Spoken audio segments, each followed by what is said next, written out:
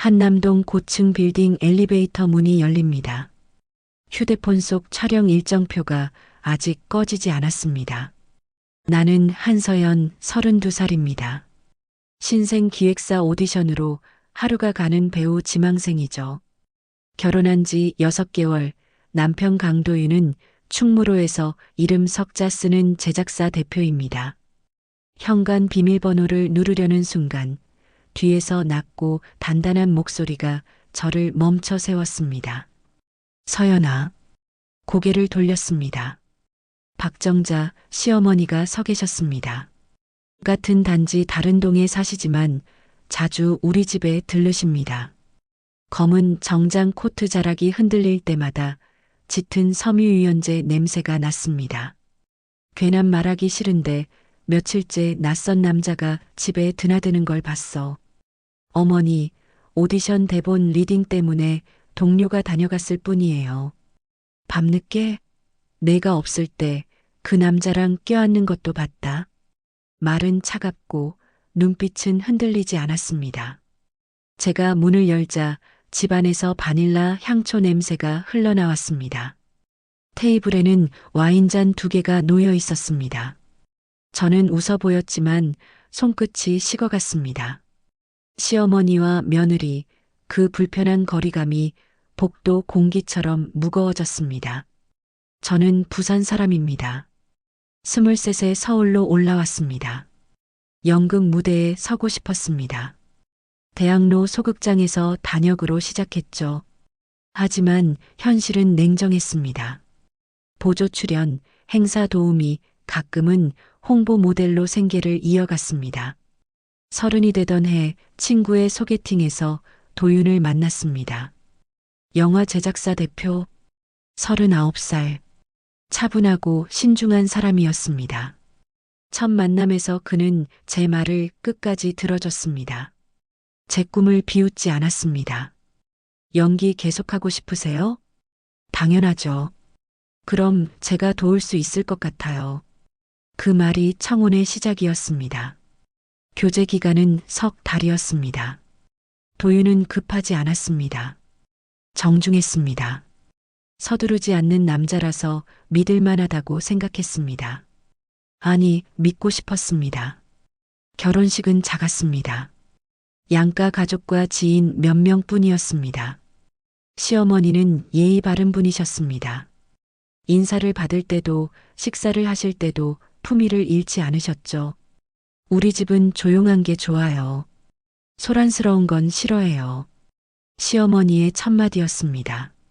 저는 고개를 끄덕였습니다. 이해한다고, 조심하겠다고 말했습니다. 하지만 마음 한편에는 불안이 스며들었습니다. 조용하다는 말이 무엇을 의미하는지 저는 아직 몰랐습니다. 신혼여행은 제주도였습니다. 사흘이었습니다. 도윤은 친절했지만 거리감이 있었습니다. 밤에도 그는 조심스러웠습니다. 마치 깨지기 쉬운 유리를 다루듯이요. 저는 그것이 배려라고 생각했습니다. 하지만 지금 생각하면 그것은 경계였는지도 모릅니다. 한남동으로 돌아온 뒤 저는 매일 오디션을 다녔습니다. 작은 기획사, 독립영화, 웹드라마. 가리지 않았습니다. 도윤은 조심스럽게 말렸습니다. 좀 쉬다가 해도 돼요. 제가 소개할 수 있는 곳도 있어요. 아니에요. 제 힘으로 하고 싶어요. 저는 고집을 부렸습니다. 남편의 도움으로 얻은 역할은 진짜 제 것이 아니라고 생각했습니다. 도윤은 더 이상 말하지 않았습니다. 대신 그의 표정은 조금씩 굳어갔습니다. 어느 날 시어머니가 집에 오셨습니다. 예고 없이요. 청소 좀 도와줄까 해서. 시어머니는 미소 지으며 말씀하셨습니다. 저는 당황했지만 거절할 수 없었습니다. 시어머니는 거실을 둘러보셨습니다. 식탁 위 커피잔, 소파 위 대본, 침대 위 옷가지들을요. 신혼인데 좀 더 정돈된 공간에서 사는 게 좋지 않을까? 부드러운 목소리였습니다. 하지만 저는 알았습니다. 그것이 조언이 아니라 지적이라는 것을요. 죄송해요. 오디션 준비하느라 정신이 없었어요. 이해해. 그런데 결혼 생활도 일이야. 집도 돌봐야지. 시어머니는 주방으로 가셨습니다. 설거지를 시작하셨습니다. 저는 뒤따라가서 도왔습니다. 하지만 시어머니는 제 손을 막으셨습니다. 내가 할게. 넌 오디션 준비나 해. 그 말이 친절하게 들렸지만 저는 불편했습니다. 그날 이후 시어머니는 자주 오셨습니다. 일주일에 두세 번씩요. 때로는 저녁 식사를 준비해 두고 가셨습니다. 도윤은 좋아했습니다. 엄마가 챙겨줘서 다행이에요. 저는 대답하지 않았습니다. 시어머니는 늘 말씀하셨습니다. 내가 우리 집에 들어온 이상 우리 집에 체면을 세워야지. 결혼 축하 인사 뒤에 따라붙던 주문이었습니다. 저는 고개를 끄덕였지만 가슴 한편이 답답했습니다. 우리 집이라는 말 속에 제 자리는 없는 것 같았습니다. 도윤은 회의가 잦았습니다. 늦은 밤에 돌아오는 날이 많았습니다. 저는 거울 앞에서 혼자 대사를 연습했습니다. 감정을 실어 음조렸습니다. 그렇게 제 마음을 다잡았습니다. 오늘도 오디션을 다녀왔습니다. 신생기획사의 웹드라마였습니다. 조연이었습니다. 결과는 일주일 후에 나온다고 했습니다. 저는 기대하지 않았습니다. 익숙한 실패였습니다. 오후 6시 현관 앞에 시어머니가 서 계셨습니다. 전화도 없었습니다. 표정이 평소와 달랐습니다. 단단했습니다. 서연아, 잠깐 이야기 좀 하자. 네. 안으로 들어가실래요? 여기서 할게. 시어머니는 복도에 서셨습니다. 제 눈을 똑바로 보셨습니다. 며칠째 이상한 남자가 여기 들락날락해. 심장이 멎는 것 같았습니다. 무슨 말씀이세요? 내가 없을 때 그 남자랑 껴안는 것도 봤어. 시어머니의 목소리는 차분했습니다. 하지만 그 차분함이 더 무서웠습니다. 손끝이 차가워졌습니다. 어머니, 그게 무슨... 현관 열어봐. 저는 떨리는 손으로 열쇠를 꺼냈습니다. 문을 열었습니다. 거실에 와인잔 2개가 놓여 있었습니다. 식탁 위 나란히요. 바닐라 향초 냄새가 희미하게 남아 있었습니다. 저는 멍하니 섰습니다. 이해할 수 없었습니다. 오늘 아침 분명 집을 깨끗이 정리하고 나갔습니다. 와인잔 같은 건 없었습니다. 이게 뭐죠? 내가 물어보고 싶어. 시어머니가 집 안으로 들어오셨습니다. 저는 얼어붙었습니다. 그날 밤 도윤이 돌아왔습니다. 회의가 늦었다고 했습니다. 저는 거실 소파에 앉아 있었습니다. 도윤은 가방을 내려놓고 물었습니다. 오늘 어떠셨어요? 괜찮았어. 어머니가 연락 오셨더라. 심장 박동이 한 박 쉬었습니다. 아, 또요? 도윤은 주방으로 갔습니다. 냉장고를 열었습니다. 그러다 멈췄습니다. 식탁 위 와인잔을 봤습니다. 낮에 우리 집에 온 사람 누구야? 조심스러운 목소리였습니다. 하지만 그 조심스러움 속에 의심이 있었습니다. 동료야. 연출부 민혁.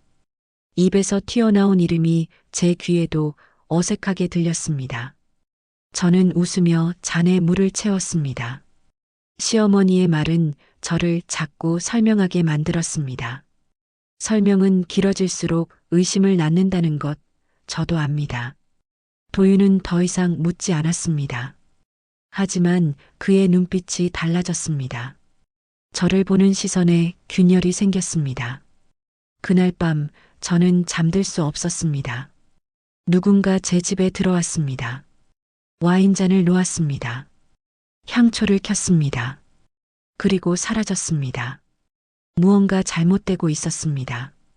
무언가 제가 모르는 일이 제 등 뒤에서 벌어지고 있었습니다. 창밖으로 한강이 보였습니다. 야경이 반짝였습니다. 아름답지만 차가웠습니다. 저는 직감했습니다. 이것이 시작이라는 것을요. 그날 밤 이후 도윤은 달라졌습니다. 말수가 줄었습니다. 저를 보는 시선이 무거워졌습니다. 아침 식사를 할 때도, 저녁에 소파에 앉아 있을 때도 그는 저를 관찰했습니다. 오늘 어디 가세요? 오디션이요. 압구정. 몇 시에 끝나요? 3시쯤요. 그럼 저녁 전에 돌아오시겠네요. 질문이 아니라 확인이었습니다. 저는 고개를 끄덕였습니다.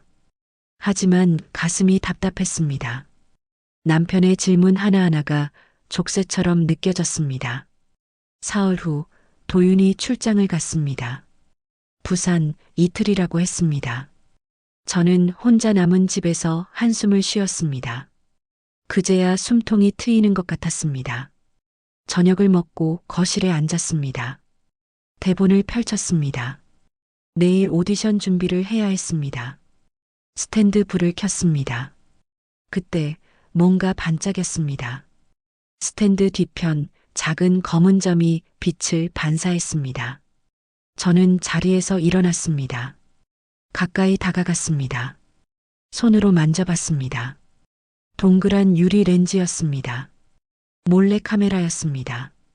등골이 서늘해졌습니다. 저는 뒤로 물러섰습니다.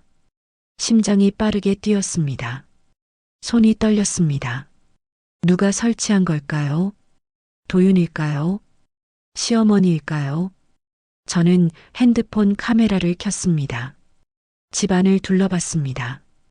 액자 뒤, 주방 상부장, 침실 옷장 위, 화면에 작은 빛의 점들이 찍혔습니다. 5개였습니다. 저는 주저앉았습니다. 숨을 쉴 수가 없었습니다. 이 집은 더 이상 제 공간이 아니었습니다. 저는 감시당하고 있었습니다. 제 모든 움직임이 누군가에게 보이고 있었습니다. 저는 카메라를 떼어낼까 생각했습니다. 하지만 손이 움직이지 않았습니다. 떼어내면 그들은 알 거야. 내가 알았다는 걸. 그럼 더 조심할 겁니다.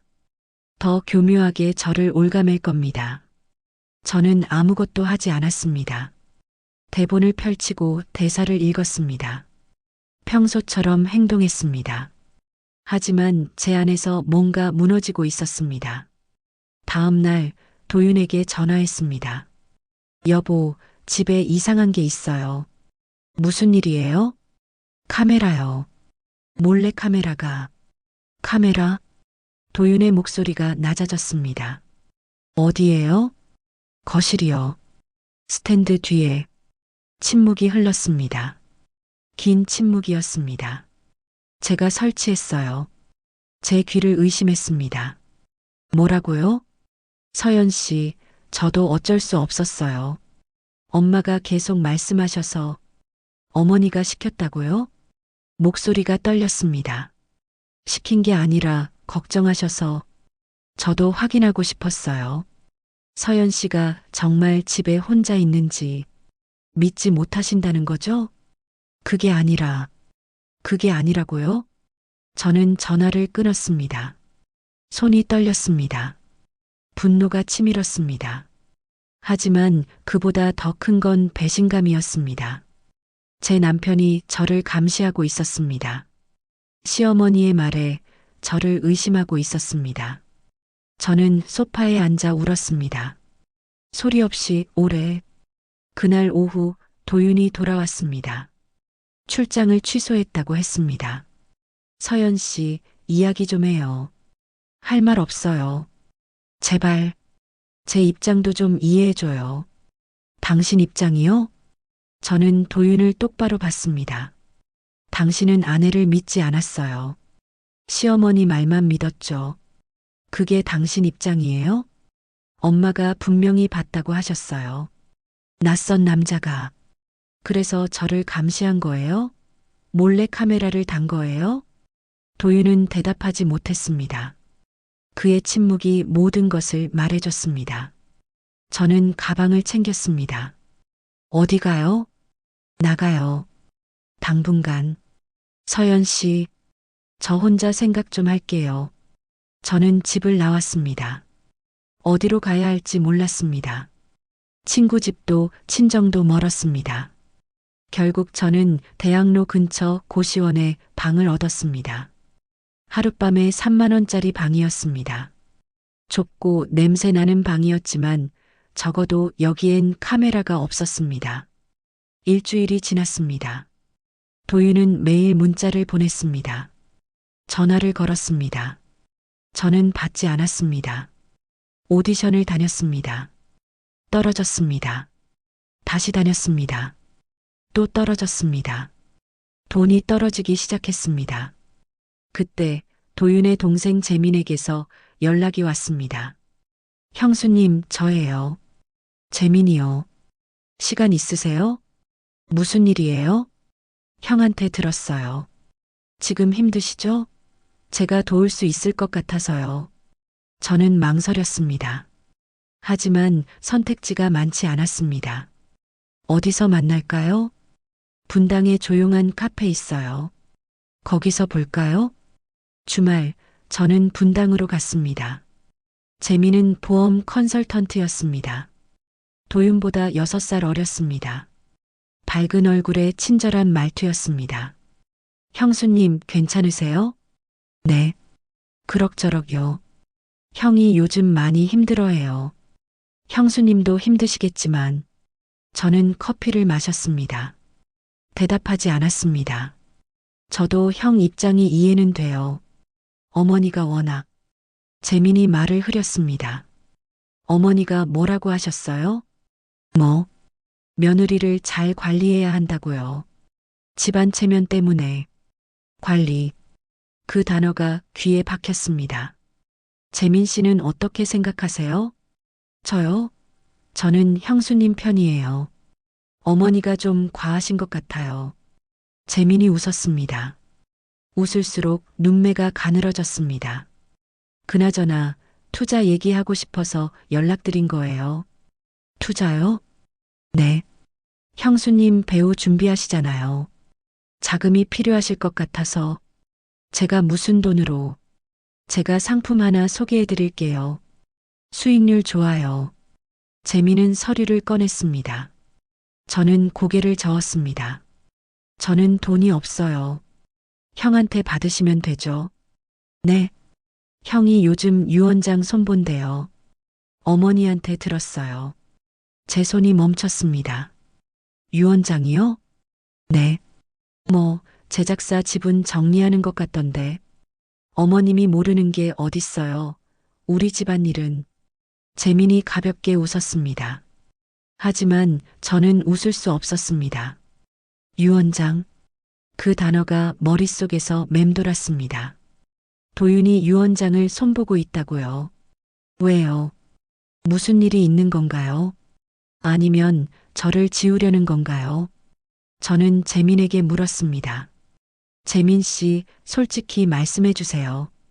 도윤 씨가 절 어떻게 생각하나요? 재민의 얼굴이 잠깐 굳었습니다. 그러다 다시 웃었습니다. 형은 형수님을 사랑해요. 확실해요. 다만 어머니를 더 무서워하죠.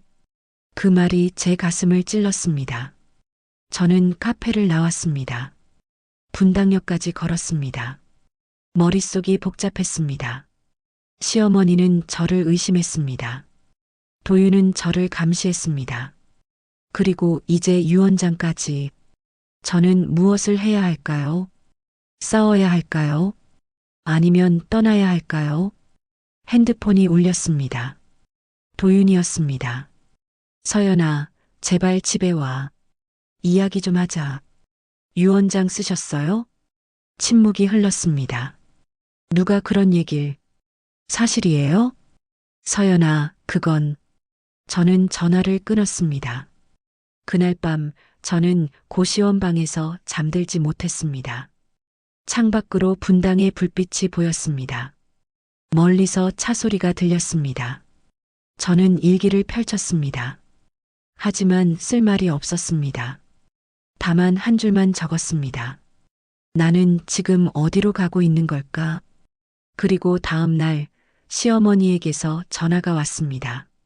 서연아, 집에 와. 밥 먹자. 차갑지만 단호한 목소리였습니다. 저는 알았습니다. 이제 피할 수 없다는 것을요. 시어머니의 전화를 받고 저는 한참을 멍하니 앉아 있었습니다. 집에 와. 밥 먹자. 짧은 문장이었습니다. 하지만 그 안에 담긴 무게는 가볍지 않았습니다. 저는 거울을 봤습니다. 초췌한 얼굴이었습니다. 일주일 동안 제대로 먹지도 자지도 못했습니다. 고시원 방은 좁고 답답했습니다. 하지만 적어도 안전했습니다. 한남동 집으로 돌아가면 다시 감시 속에 살아야 합니다. 시어머니의 시선, 도윤의 의심, 그 모든 것을 견뎌야 합니다. 저는 핸드폰을 들었습니다. 도윤에게 문자를 보냈습니다. 오늘 저녁 집에 갈게요. 답장은 금방 왔습니다. 고마워. 기다릴게. 저는 가방을 챙겼습니다. 옷 몇 벌, 대본, 화장품, 전부였습니다. 고시원을 나섰습니다. 지하철을 탔습니다. 한남역까지 가는 길이 멀게 느껴졌습니다. 창밖 풍경을 봤습니다. 사람들이 바빠 보였습니다. 모두 어딘가로 가고 있었습니다. 저도 어딘가로 가고 있었습니다. 하지만 그곳이 집인지 아니면 함정인지 저는 알 수 없었습니다. 저녁 6시 한남동 아파트에 도착했습니다. 현관 비밀번호를 눌렀습니다. 문이 열렸습니다. 거실에 시어머니가 앉아 계셨습니다. 도윤은 주방에 있었습니다. 식탁에는 음식이 차려져 있었습니다. 미역국, 불고기, 나물 반찬들이었습니다. 왔구나. 시어머니가 일어나셨습니다. 표정은 무덤덤했습니다. 네. 어머니. 앉아. 밥 먹자. 저는 가방을 내려놓고 식탁에 앉았습니다. 도윤이 밥을 퍼왔습니다. 눈을 마주치지 않았습니다. 시어머니가 말씀하셨습니다. 일주일 동안 고생했어. 내 마음도 이해해. 감사합니다. 그런데 서연아, 우리 집은 참는 게 미덕이야. 알지? 저는 고개를 끄덕였습니다. 며느리로 들어온 첫날, 내가 뭐라고 했지? 기억해요. 우리 집은 조용한 게 좋다고 했어. 소란 피우는 거 싫어한다고. 시어머니의 목소리는 차분했습니다. 하지만 그 차분함 속에 칼날이 있었습니다.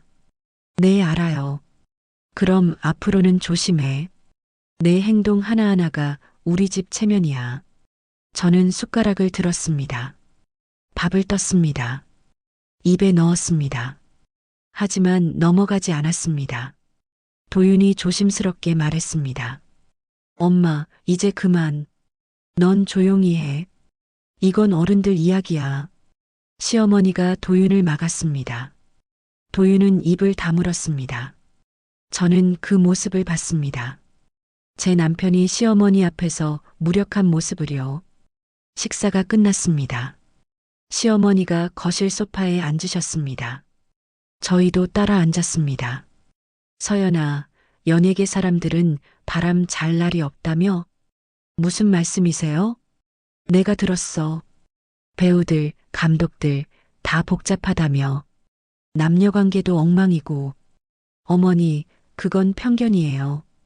편견이 아니라 사실이지. 나도 젊었을 때 그쪽 사람들 많이 봤어. 시어머니는 차를 마셨습니다. 내가 우리 집에 들어온 이상 우리 집 이름값은 지켜야 해. 알겠지? 네. 저는 대답했습니다. 하지만 속으로는 무너지고 있었습니다. 저는 여자가 아니었습니다. 며느리도 아니었습니다. 저는 집안의 타이틀이었습니다. 관리 대상이었습니다. 시어머니가 일어나셨습니다. 오늘은 이만 갈게. 도윤아, 엄마 바래다 줘. 네, 엄마. 도윤이 시어머니를 현관까지 모셨습니다. 저는 거실에 혼자 남았습니다. 창밖을 봤습니다. 한강이 보였습니다. 어두웠습니다. 도윤이 돌아왔습니다. 서연아. 말 걸지 마세요. 저는 침실로 들어갔습니다. 문을 닫았습니다. 하지만 잠들 수 없었습니다. 한밤중 저는 거실로 나왔습니다. 물을 마시러요. 그때 도윤의 서재 문이 열려 있었습니다. 불빛이 새어 나왔습니다. 저는 조심스럽게 다가갔습니다. 문틈으로 안을 봤습니다. 도윤의 책상 위에 서류가 펼쳐져 있었습니다. 사설조사 보고서라고 적혀 있었습니다. 저는 숨을 죽였습니다. 서재 안으로 들어갔습니다. 보고서를 펼쳤습니다. 분당 카페 사진이 있었습니다. 저와 재민이 마주 앉아 있는 사진이었습니다. 각도가 이상했습니다. 마치 저희가 손을 잡은 것처럼 보였습니다. 다음 장에는 재민의 금융 기록이 있었습니다. 고금리 대출, 신용카드 연체 내역들이었습니다. 그리고 마지막 장, 와인 라벨을 바꾸는 재민의 사진이었습니다. 저는 손이 떨렸습니다. 이게 무슨 의미일까요? 보고서 아래쪽에 짧은 메모가 있었습니다. 서울청과 사전 공조 가능합니다. 하만수. 경찰이요? 왜 경찰이 나옵니까? 저는 보고서를 덮었습니다. 심장이 빠르게 뛰었습니다. 복도에서 발소리가 들렸습니다. 저는 황급히 서재를 나왔습니다. 침실로 뛰어들어갔습니다. 침대에 누웠습니다. 이불을 덮었습니다. 문이 열렸습니다. 도윤이 들어왔습니다. 서연아, 자? 저는 대답하지 않았습니다. 자는 척했습니다. 도윤은 한참 서 있다가 침대에 누웠습니다. 저는 눈을 뜨고 천장을 봤습니다. 무언가 일어나고 있었습니다. 무언가 제가 모르는 일이 이미 시작되고 있었습니다. 다음 날 도윤은 일찍 나갔습니다. 중요한 회의가 있다고 했습니다. 저는 집에 혼자 남았습니다. 거실에 앉아 뉴스를 봤습니다. 그때 긴급 속보가 떴습니다. 강필름 대표 강도윤, 회사 지분 상당 부분 기부 발표. 제 손에서 리모컨이 떨어졌습니다. 화면 속에 도윤이 있었습니다. 기자회견장이었습니다. 저는 제 지분 상당을 신인 영화인 지원 기금으로 넘기려 합니다. 기자들이 질문을 쏟아냈습니다. 이유가 무엇입니까? 개인적인 결심입니다. 더 나은 영화 산업을 위해서입니다. 가족들은 동의했습니까? 도윤이 잠깐 멈췄습니다. 제 결정입니다. 뉴스가 끝났습니다. 저는 멍하니 앉아 있었습니다. 지분 기부요? 왜요? 갑자기요? 핸드폰이 울렸습니다. 재민이었습니다. 형수님, 뉴스 봤어요? 네. 형, 미쳤어요. 진짜로. 어머니도 모르셨대요. 재민의 목소리가 떨렸습니다. 분노가 섞여 있었습니다. 형수님, 이거 형수님이 시킨 거예요? 아니에요. 저도 몰랐어요. 거짓말. 형이 형수님한테 휘둘린 거잖아요. 재민 씨, 저는 오늘 저녁 분당 집으로 오세요. 가족끼리 얘기해야 해요. 전화가 끊겼습니다. 저는 핸드폰을 내려놓았습니다. 무언가 잘못되고 있었습니다. 도윤의 기자회견, 재민의 분노, 시어머니의 침묵, 그리고 어젯밤 본 보고서, 와인 라벨을 바꾸는 재민, 경찰과의 공조, 모든 조각이 흩어져 있었습니다. 하지만 저는 알 수 없었습니다. 이 조각들이 어떤 그림을 그리는지. 오후 도윤에게서 문자가 왔습니다. 오늘 저녁 엄마 집에 가자. 가족 식사. 저는 답장을 보냈습니다. 알았어요. 그날 저녁 저는 옷을 갈아입었습니다. 거울을 봤습니다. 창백한 얼굴이었습니다.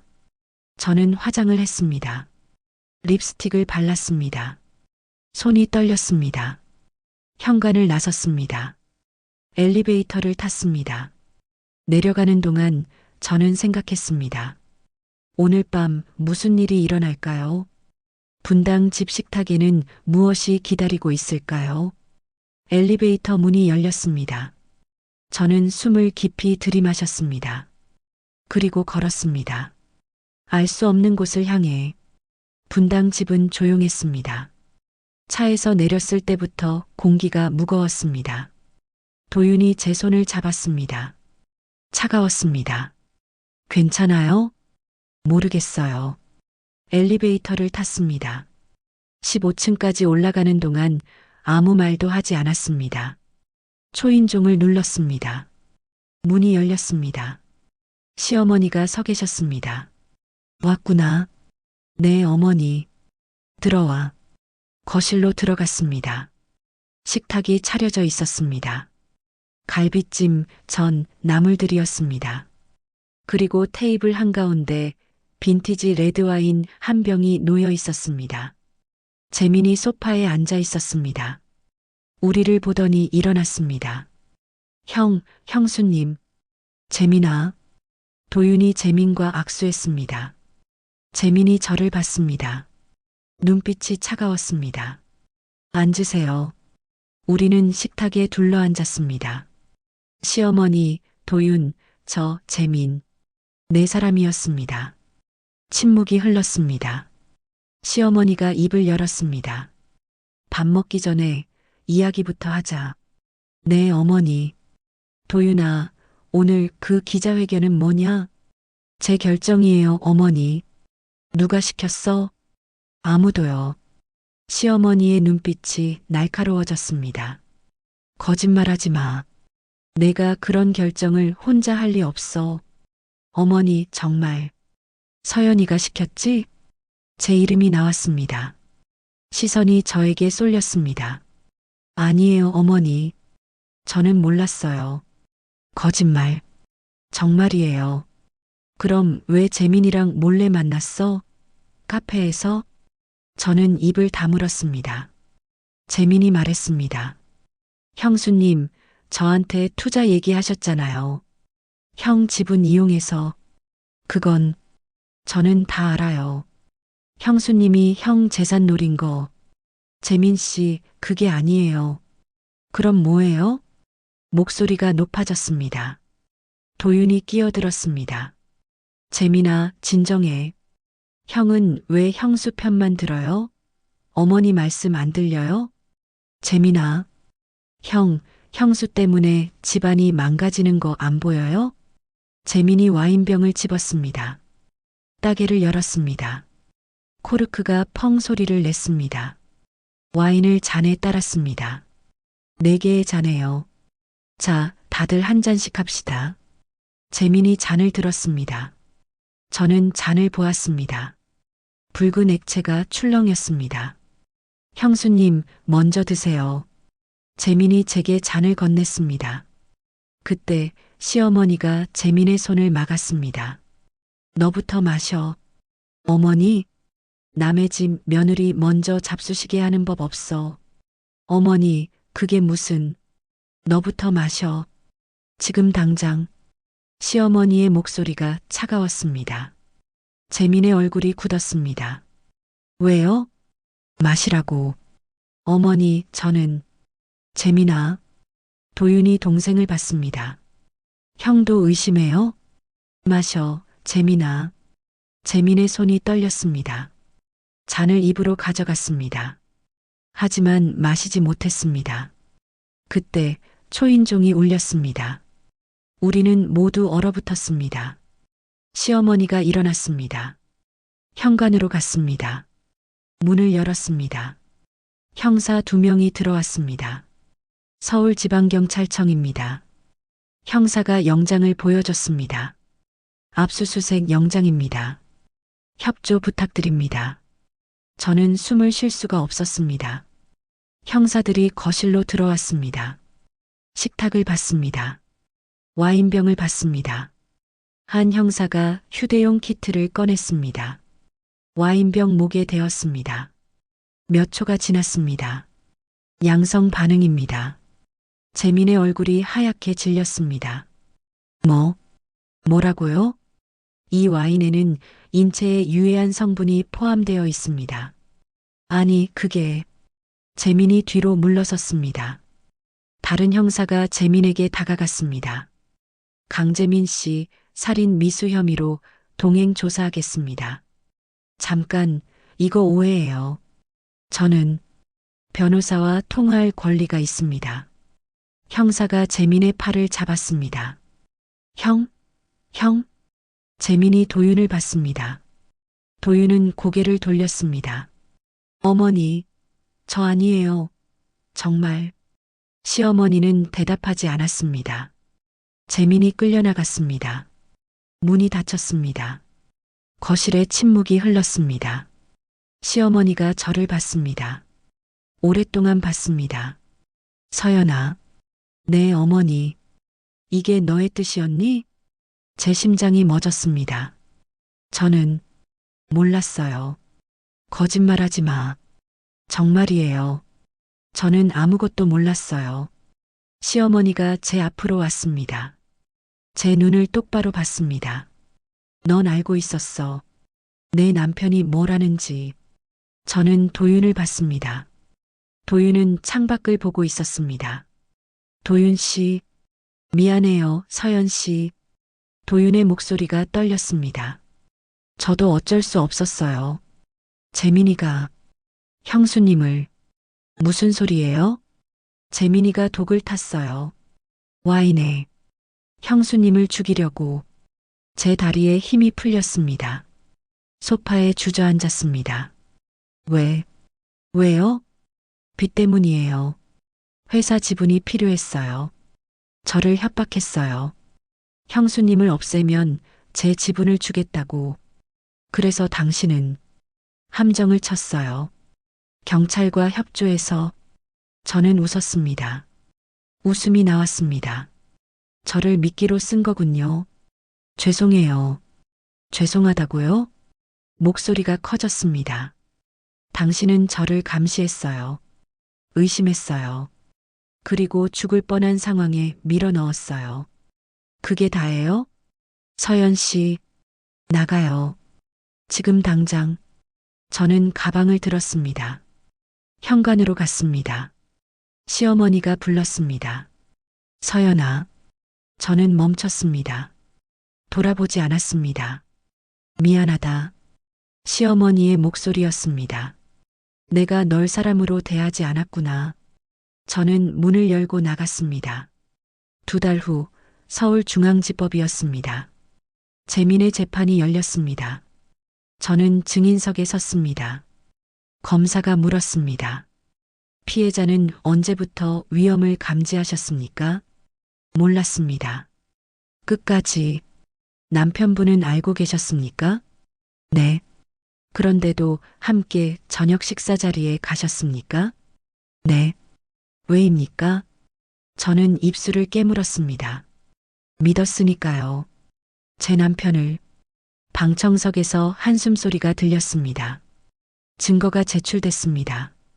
와인병의 독성 성분 분석 결과, 재민의 채무 기록과 와인 라벨 교체 사진, 시어머니와 제 통화 녹음 일부. 저는 집을 지키고 싶었어요, 어머니. 제 목소리였습니다. 녹음된 목소리였습니다. 검사는 제게 공모 혐의를 물었습니다. 저는 부인했습니다. 변호사는 가족 내 오해를 반복했습니다. 재판이 끝나고 저는 복도 벤치에 앉았습니다. 시어머니가 다가왔습니다. 제 옆에 앉았습니다. 서연아. 네, 어머니. 너를 믿기가 이렇게 어렵다. 내가 어려서부터 배운 게 그거야. 믿음은 피부치에게 먼저 준다는 거. 저는 시어머니를 봤습니다. 저도 배웠어요. 믿음은 행동의 누적이라는 거요. 시어머니가 고개를 숙였습니다. 내가 너를 관리하려 들었구나. 어머니는 저를 우리 집 바깥에서 데려온 물건처럼 대하셨어요. 미안하다. 미안하다고 다 되는 건 아니에요, 어머니. 저는 일어났습니다. 선고가 내려졌습니다. 재민은 실형을 받았습니다. 저는 무죄였습니다. 하지만 제 안에서는 무죄가 아니었습니다. 제 남편은 저를 미끼로 썼습니다. 시어머니는 저를 의심했습니다. 저는 이 가족에게 무엇이었을까요? 며느리였을까요? 여자였을까요? 아니면 그저 관리 대상이었을까요? 법정을 나왔습니다. 가을바람이 차가웠습니다. 도윤이 저를 기다리고 있었습니다. 서연아. 저는 그의 옆을 지나쳤습니다. 서연아, 제발. 이혼 서류 보낼게요. 서연아. 저는 멈추지 않았습니다. 걸었습니다. 어디로 가는지 몰랐습니다. 하지만 알았습니다. 이제 저는 자유롭다는 것을. 법정을 나온 후 저는 친구 집에 머물렀습니다. 일주일 동안 밖에 나가지 않았습니다. 커튼을 치고 누워 있었습니다. 아무것도 하고 싶지 않았습니다. 친구가 물었습니다. 괜찮아? 모르겠어. 밥은 먹어야지. 배가 안 고파? 친구는 더 이상 묻지 않았습니다. 다만 매일 아침 문 앞에 죽을 놓고 갔습니다. 저는 식은 죽을 먹으며 생각했습니다. 저는 무엇이 잘못되었을까요? 결혼이었을까요? 아니면 제 선택이었을까요? 아니, 애초에 시작이 잘못되었던 걸까요? 열흘 후 도윤에게서 편지가 왔습니다. 이혼 서류가 아니었습니다. 손편지였습니다. 서연 씨, 저는 회사를 그만뒀습니다. 대표직을 내려놓았습니다. 이제 시나리오를 쓰려고 합니다. 우리가 겪은 일을, 제 잘못을 글로 남기려 합니다. 용서를 바라는 게 아닙니다. 다만 제가 얼마나 어리석었는지 기록하고 싶습니다. 남해로 내려갑니다. 파도 소리를 들으며 글을 쓰겠습니다. 서연 씨도 언젠가 준비가 되면 오세요. 기다리겠습니다. 저는 편지를 접었습니다. 눈물이 났습니다. 용서할 수 있을까요? 저는 아직 모릅니다. 하지만 그의 편지가 조금은 위로가 되었습니다. 한 달이 지났습니다. 저는 다시 오디션을 다니기 시작했습니다.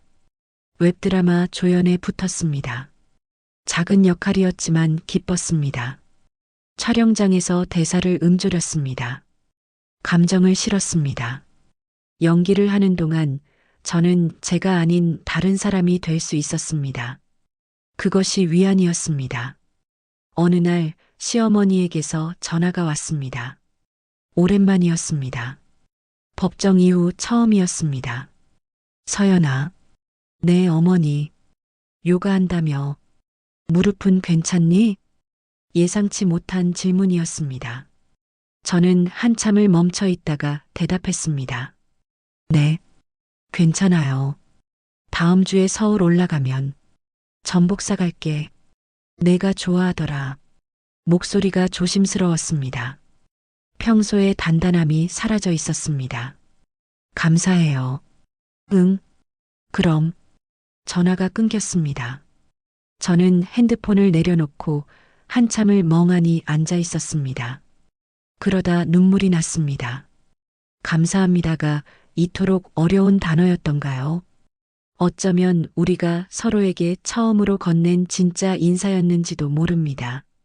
2달 후 저는 남해로 내려갔습니다. 도윤이 빌린 집은 작았습니다. 바다가 내려다 보이는 언덕 위였습니다. 문을 열자 도윤이 서 있었습니다. 수염이 자라 있었습니다. 야위어 보였습니다. 왔어요. 네. 우리는 오랫동안 말이 없었습니다. 도윤이 먼저 입을 열었습니다. 차 마실래요? 좋아요. 우리는 베란다에 앉았습니다. 바다가 보였습니다. 파도 소리가 들렸습니다. 여기 조용하네요. 네. 새벽이면 파도 소리가 방까지 들려와요. 글은 쓰세요? 매일 조금씩요. 도윤이 차를 따랐습니다. 저는 잔을 받았습니다. 서연 씨, 네. 미안해요. 정말 미안해요. 도윤의 목소리가 떨렸습니다. 저는 바다를 봤습니다. 대답하지 않았습니다. 용서를 바라는 게 아니에요. 다만, 알아요. 저는 도윤을 받습니다. 당신도 힘들었다는 거요. 어머니와 저 사이에서 그게 변명은 안 되죠. 아니에요. 이해는 돼요. 용서와는 다른 거지만 도윤이 고개를 숙였습니다. 저는 당분간 여기 있을 거예요. 글 쓰면서 그러세요. 서연 씨는요? 저는 서울로 돌아갈 거예요. 촬영도 있고 그렇구나. 우리는 더 이상 말하지 않았습니다. 차를 마셨습니다. 파도 소리를 들었습니다. 저는 하룻밤을 묵고 서울로 돌아왔습니다. 이혼 서류는 아직 보내지 않았습니다. 하지만 언젠가는 보낼 겁니다. 우리는 아직 부부였지만 이미 다른 길을 걷고 있었습니다. 석 달 후 저는 시어머니를 집으로 초대했습니다. 한남동 집이 아니었습니다. 제가 새로 얻은 마포의 작은 오피스텔이었습니다. 식탁 위에 미역국과 잡채를 차렸습니다. 그리고 작은 메모를 놓았습니다. 저는 아직 미숙해요. 어머니도요. 우리 사람으로서 먼저 만나볼까요? 초인종이 울렸습니다. 문을 열었습니다. 시어머니가 서 계셨습니다. 손에 전복이 든 봉투를 들고 계셨습니다. 들어오세요. 응. 시어머니가 들어왔습니다. 집안을 둘러보셨습니다. 작지만 괜찮네. 네. 저한텐 딱 맞아요. 우리는 식탁에 앉았습니다. 시어머니가 메모를 보셨습니다. 한참 동안 읽으셨습니다. 서연아, 내 어머니, 내가 우리 집에 들어온 게 아니라 내가 내 인생에 들어온 거구나. 저는 고개를 끄덕였습니다. 서로 들어온 거예요. 그래서 부딪힌 거고요. 시어머니가 길게 숨을 내쉬셨습니다. 다음엔 내가 먼저 배워야겠다. 믿음은 관리가 아니라 관계라는 걸. 저는 밥을 떴습니다. 시어머니께 드렸습니다. 드세요. 응. 우리는 밥을 먹었습니다. 대단한 화해는 없었습니다. 사과도 크지 않았습니다.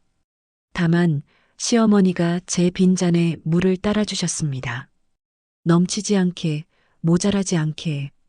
그날 밤 시어머니가 돌아가신 후 저는 노트를 펼쳤습니다. 오랜만에 일기를 쓰고 싶었습니다. 배신은 사람을 무너뜨리지만 불신은 관계를 말려 죽인다. 우리를 살리는 건 사실 아주 작은 배려에서 시작한다. 창밖으로 한강이 보였습니다. 달이 불빛이 반짝였습니다. 저는 휴대폰을 들었습니다. 촬영 일정표를 봤습니다.